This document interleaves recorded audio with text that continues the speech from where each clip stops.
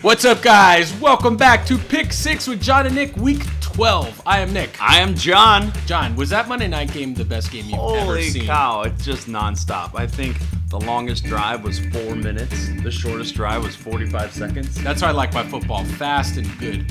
Wow, it was crazy. I will say, Shakira may have played on that field too, because by the end of that game, that field looked terrible.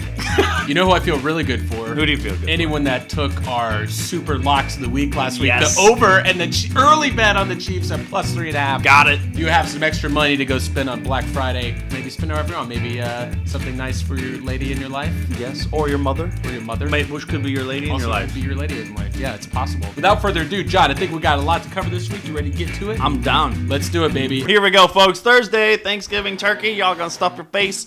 Let's stuff your face and watch Chicago. Chicago Bears are gonna they're gonna go to good old Detroit. Detroit won because they were in the snow last week. Matt Patricia just said, we're gonna have practice outside in the snow, in the cold. He had like a 900-word syllabus. Brass balls in that soliloquy. I just think that in the dome, the Chicago Bears defense is gonna be too good. Trubisky's firing on all cylinders. Khalil Mack, again, he's my boy. So for that reason, give me Chicago at this line on Tuesday at -4 at Detroit. Count it. All right, we're staying on Thursday, Thanksgiving Day game. We talk about New Orleans every week, and I've been wrong about them many times. I'm going with the theory of they eventually have to not cover. The Falcons are 2-5 against the spread the last 7 at New Orleans. Not great. No. Falcons are also 5-0 straight up their last 5 games as a double-digit underdog, which they are against the spread. They're a 13-point underdog in New Orleans. Yeah. Atlanta's been so hit or miss all year. No 13 second. points is too much. I think it is too much in a division rival game. Plus a short week, you know there's going to be points. Mm-hmm. If nothing else, we know there's going to be points and they're going to be able to battle back. 13 points is just so many points. Give me Atlanta Falcons plus 13 in New Orleans on Thanksgiving. Count it. I'm going to go to the middle game. Washington Redskins at Dallas Cowboys. Dallas Cowboys look like they're turning it on a little bit. Ezekiel Elliott's starting to find his footing.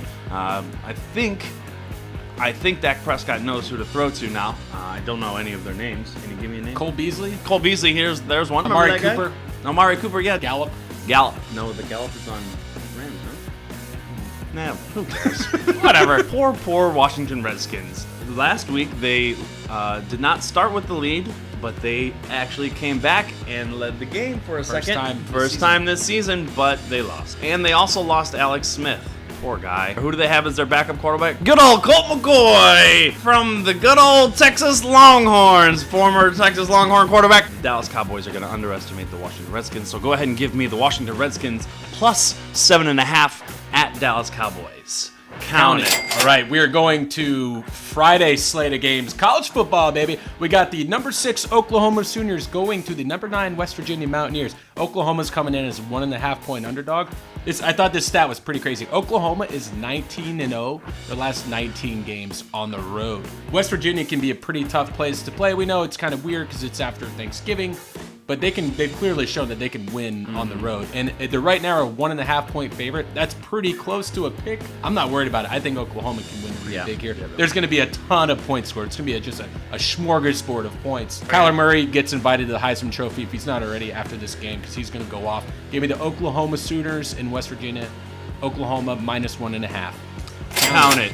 Okay, I'm still staying on Thanksgiving because it's a long day. My good old buddy Nik to my left talked about the over on the Atlanta-New Orleans game, and 60 points. We saw last night's game, Monday night's football game, 105 points.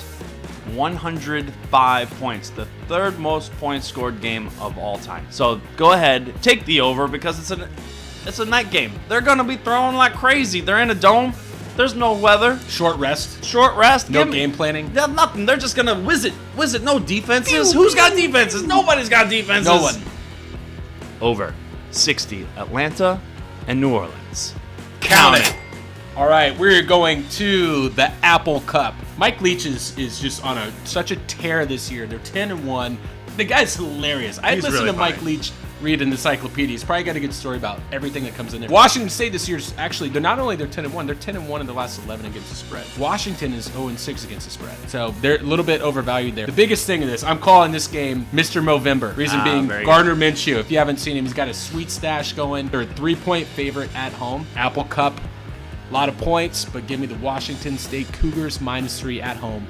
Count it. I'm going to college football. I'm going back to good old UCF Knights. They're -14.5, 22 wins in a row. They're unstoppable. They covered that game super easily last week. They're only a 7-point favorite. They're doubling it this week. I still think they're going to win out, even though they're playing USF, University of South Florida.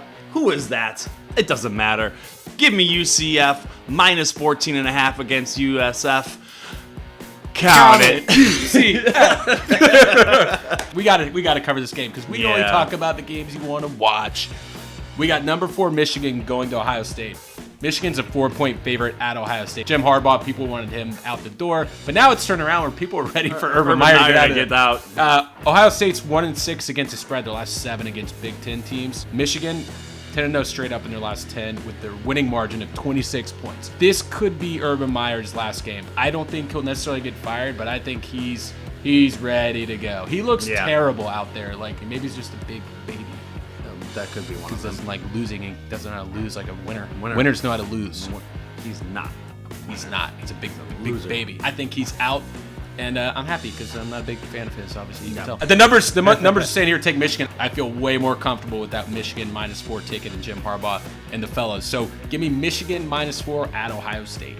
Count it. All right, let's stay in college. I'm going to go to the Georgia Bulldogs. They're favored by 17 points, but the over-under is 59.5. So I think that the Georgia Bulldogs will definitely score that much, and it'll be a close game. That's why I don't really want to touch the line, but I definitely think they'll score a lot of points. So give me the over on the Georgia Tech game, over 59.5. Got it. Florida State's a rivalry game. This game is the epitome of throw the records out. They're going to Tallahassee to play. Florida is not the 15th best team. They do not look good. They haven't looked good at all. Neither has Florida State. Florida State hasn't looked good against really good teams, though. They've looked not terrible lately against okay teams. They just beat Boston College. My only concern here is they're a little bit beat up playing Boston College, where Florida played Idaho last week. So that was a walkthrough game. Big thing here for Florida State. 5.5-point dog. But if they win this game outright, they become bowl eligible to keep the streak going of the longest active bowl streak in college football. So they do have something to play for here. It's going to be close. Will Florida State pull out a win outright? I don't know, but I don't think Florida's as good as people are getting credit for being ranked like that. So give me Florida State +5.5 at home against the Gators. Count it. Going to Monday Night Football, folks. My last pick of the week. Dun, dun, dun, dun. Dun, dun, dun, dun. The Houston Texans are hosting the beautiful Tennessee Titans. This is a division game. Yep. Yeah, John wins. Houston's favored -6. Deshaun Watson was held in check last week. However, they still won, were able to cover, and got the over like I had predicted. I don't think Tennessee, I just think Tennessee is a decent team, but I don't think they are that team that when they go on the road, they do well. So I think that the Houston Texans will go ahead and cover. So give me the Houston Texans -6 against the Tennessee Titans. Count it. All right, I got a special pick for my last pick here. Exciting. We haven't done this before, but we're going to Friday action. We are going to the match. Tiger vs. Phil in Vegas. One time only. Winner wins $10 million. $10 million. John, there are 2 types of people in this world. Phil guys and Tiger guys. I'm a Tiger guy. Phil Mickelson hasn't been able to take a piss this week without thinking about Tiger Woods. Oh, yeah. He's so deep in his head. It's like he's got him brainwashed. Phil's just going to buckle and be like, he's gonna be putting the ball while it runs. It's still moving. He'll probably do that again. You'll see that. So all you Phil guys out there, forget about it. This is just going to put the nail in the coffin for Phil Mickelson and also prove that Tiger Woods is back, baby. You don't want to go money line on this. You want to take the 1.5. It's a better payout.